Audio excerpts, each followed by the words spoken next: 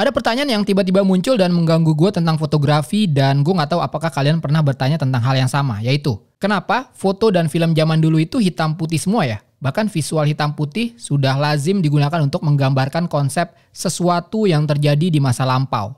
Hitam putih telah menjadi semacam bahasa visual sekaligus device untuk pergi ke masa lalu.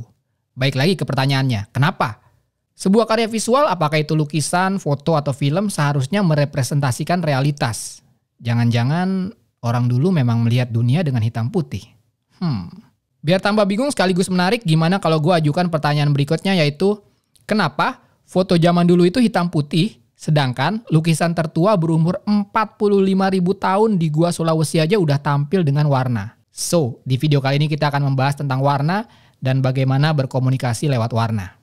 Tapi sebelumnya kita jawab dulu pertanyaan di awal video tadi. Kenapa foto zaman dulu itu hitam putih semua? Well, sebenarnya foto zaman dulu itu tidak hitam putih semua. Kalau yang lebih banyak dan lebih populer adalah foto hitam putih, itu benar. Kenapa lebih banyak dan lebih populer? Ya karena produksinya lebih murah dan secara proses tidak serumit memproduksi foto berwarna. Kalau kalian gue kasih lihat foto-foto berikut ini, pasti kalian menyangka bahwa foto-foto ini diambil di tahun 90-an atau paling lama sekitar ya 80-an. Bener nggak? Padahal ini adalah karya dari Sergei Progudin-Gorsky, salah satu fotografer pertama yang menggunakan foto berwarna untuk mendokumentasikan kehidupan di Kekaisaran Rusia. Dan proyek foto ini dimulai pada tahun 1907. Bahkan foto warna dalam bentuk yang lebih sederhana pernah dibuat juga oleh James Clerk Maxwell di tahun 1861, di mana dia memfoto objek yang sama dengan 3 filter warna yang berbeda, yaitu merah, hijau, biru, dan digabungkan pada saat dicetak untuk membuat sebuah foto berwarna. Kesimpulannya adalah warna merupakan hal yang natural dalam sebuah karya visual karena kita melihat dunia penuh dengan warna.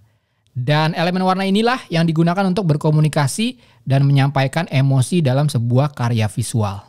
Jadi buat kalian yang tertarik dengan dunia komunikasi visual, apakah kalian seorang fotografer, desain grafis, art director, stylist, atau apapun, penting banget buat menguasai beberapa bidang ilmu terkait dengan warna ini. Dan gue akan coba jabarkan satu persatu. Let's go! Di channel ini gue upload konten apapun yang gue suka. Gadget, fotografi, desain, dan marketing. Suka dengan tema tersebut? Subscribe dan nyalain lonceng notifikasi jadi nggak ketinggalan video berikutnya. Terkait dengan warna, kalian pernah terlintas pertanyaan ini nggak? Kok ada ya warna-warna yang bisa pas gitu kalau disandingkan satu dengan yang lainnya? Kayak cocok aja gitu. Enak banget dilihatnya. Mungkin kalian terlintas pertanyaan ini pada saat melihat suatu lukisan, desain, foto, atau bahkan mix and match warna di baju seseorang. Itu cara milih warnanya gimana ya? Random aja apa gimana? Terus pada saat kalian milih warna secara random, ternyata hasilnya malah kelihatan gak enak. Solusi yang menjawab pertanyaan tersebut adalah apa yang disebut sebagai color theory. Menurut gue color theory ini ilmu yang sangat bermanfaat dan versatile banget buat digunakan, mulai dari memilih warna buat desain, mix and match baju, atau sesimpel untuk memilih warna background dan font pada slide presentasi atau YouTube thumbnail kalian. Jadi apa itu color theory? Seperti biasa gue gak akan terlalu ribet dengan definisi yang jelimet. Menurut sepemahaman gue, color theory itu berbicara tentang kelompok warna yang harmonis untuk disandingkan. That's it. Dan warna-warna ini bukan diambil secara acak, tapi memang membentuk hubungan di sebuah color wheel. Nah, sekarang kita ke color wheel sebentar sebelum nanti lanjut lagi menjelaskan tentang color harmony. Ini adalah color wheel yang ditemukan oleh Sir Isaac Newton di tahun 1666. Setelah mempelajari tentang spektrum cahaya dan menemukan bahwa cahaya putih pada saat diurai ternyata merupakan gabungan dari banyak warna. Newton pun memetakan spektrum warna tersebut ke dalam sebuah color wheel. Dan melalui color wheel inilah kita bisa melihat dan membentuk hubungan antar warna untuk membuat kombinasi yang harmonis. Seperti yang gue bilang di awal video, kalau kalian ngerti dengan color theory dan konsep color combination ini, gue yakin proses memilih warna akan lebih mudah karena kombinasi-kombinasi warna ini auto cocok.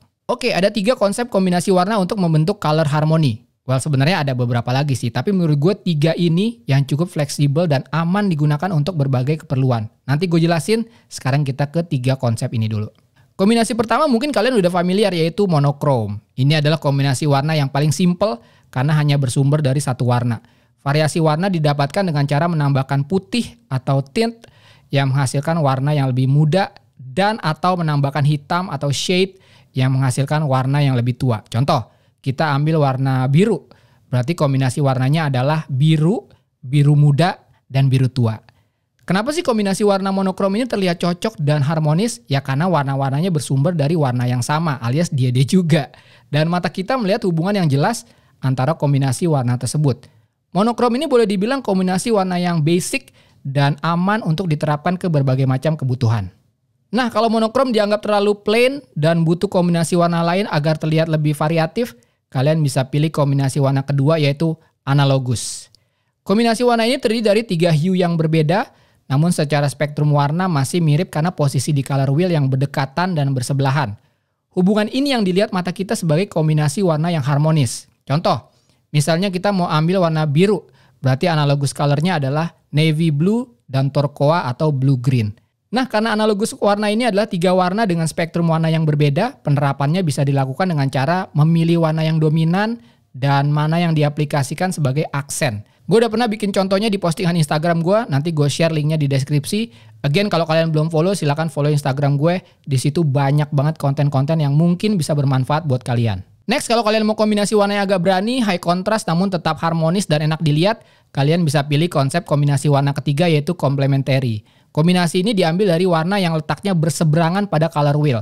Dan mata kita melihat kombinasi ini sebagai warna yang harmonis karena sifatnya yang mengisi satu sama lain dan membentuk sebuah keseimbangan. Contoh, kalau kita mau pilih warna merah berarti kombinasinya adalah turquoise.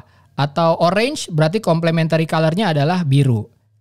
Nah, itu 3 kombinasi warna yang diambil berdasarkan color theory. Sebenarnya ada beberapa lagi seperti triadic, tetradic, tapi gue pribadi merasa kombinasi-kombinasi ini terlalu bold, kontras, dan akhirnya malah terlihat random. Again, ini personal preference aja. Oke, setelah kita tahu teori tentang warna, kombinasi warna apa yang kira-kira cocok satu sama lain, sekarang mari kita lihat bagaimana penerapannya di sebuah karya visual. Sebuah karya visual, apakah itu lukisan atau foto, pasti mempunyai apa yang disebut sebagai color palette, yaitu satu set warna yang ditampilkan di karya seni tersebut. Dan disinilah peran dari pelukis atau fotografer untuk menetapkan color palette. Ini dilakukan karena warna bukan cuma berfungsi sebagai elemen visual, namun juga sarana komunikasi. Sebuah warna mempunyai aspek psikologis untuk mempengaruhi mereka yang melihatnya. Itu kenapa kita sering mengasosiasikan merah dengan keberanian, biru dengan kesedihan, kuning dengan semangat, dan lain-lain.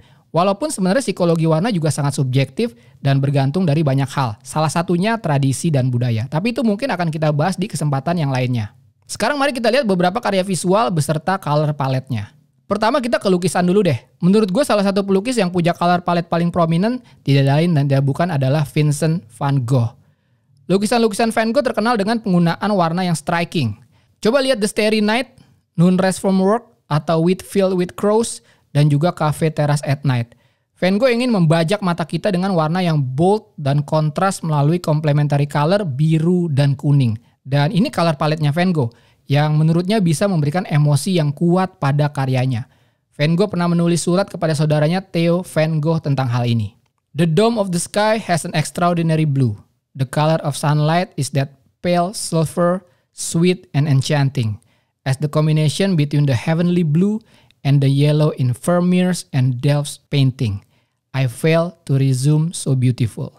Oke, masih di karya lukisan, satu lagi deh ya. Kalau kita tadi udah lihat Van Gogh dengan complementary color dan color palette biru kuning, sekarang kita lihat karya yang menggunakan analogous color.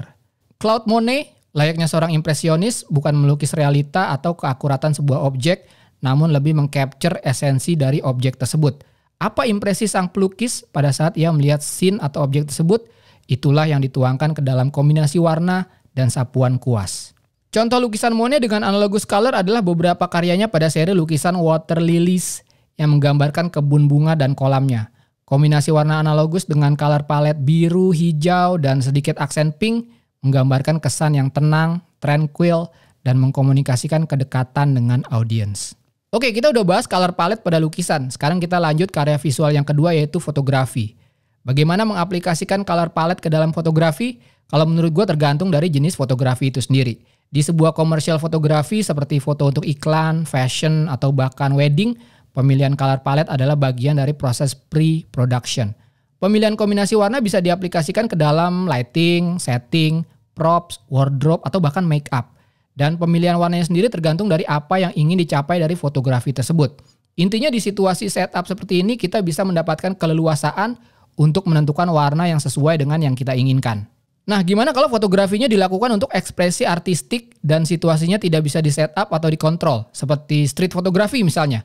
Mungkinkah kita berkreasi dengan color palette yang menarik?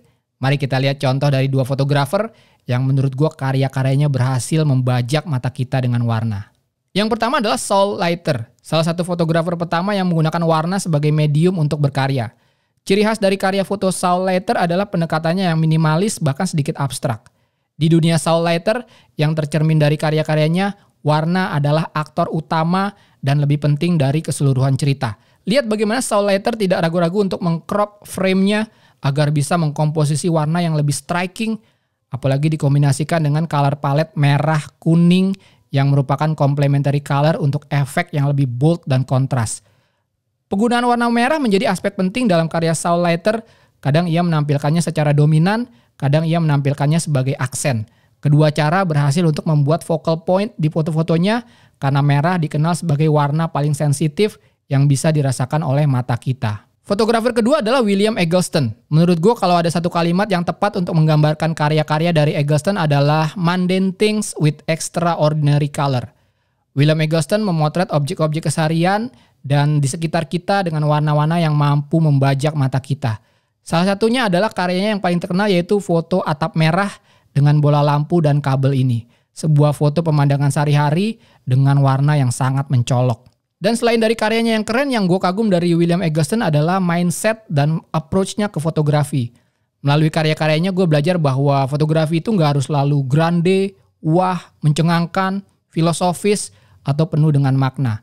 Mengutip Eggleston, "People always want to know when something was taken, where it was taken, and God knows why it was taken. It gets really ridiculous. I mean, they are right there, whatever they are. The only thing one can do is really look at the damn thing. It's not just making much sense to talk about them." Sebuah mindset yang harusnya bikin fotografi jadi lebih menyenangkan. Gue percaya taking picture should be simple dan motivasi kita memotret sebuah objek bisa jadi hanya sesederhana, ih warnanya bagus loh. Dan warna adalah hal yang sangat melimpah di sekitar kita. Gue tutup video ini dengan quotes dari William Eggleston lagi. "Often people ask what I'm photographing, which is a hard question to answer. And the best what I've come up with is, I just say, live today." Guys, terima kasih nonton video ini. Gimana? Kalian suka dengan video-video seperti ini? Silahkan kasih gue feedback di kolom komentar. Dan kalau ada ide bahas apa di video selanjutnya, boleh banget ditambahin juga di kolom komentar. Hari ini kita sama-sama belajar tentang teori warna, harmonisasi warna, dan juga color palette. Gue ada beberapa website yang mungkin bisa jadi referensi buat kalian belajar tentang warna atau memilih kombinasi warna untuk dipergunakan dalam berbagai project. Dan nanti linknya akan gue taruh juga di deskripsi. Oh ya, udah lama nih kita nggak ada tugas-tugasan lagi. Gimana kalau kita mainkan lagi? Karena video ini bercerita tentang warna, tugasnya simpel aja yaitu foto apapun di sekitar kalian yang menurut kalian punya warna dan color palette yang bagus. Objeknya bisa apapun, nggak penting. Nggak usah terlalu banyak mikir.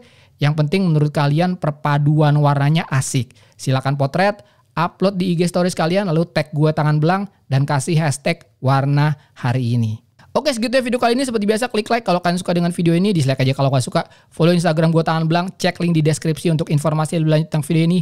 Thanks for watching. I'll see you next time.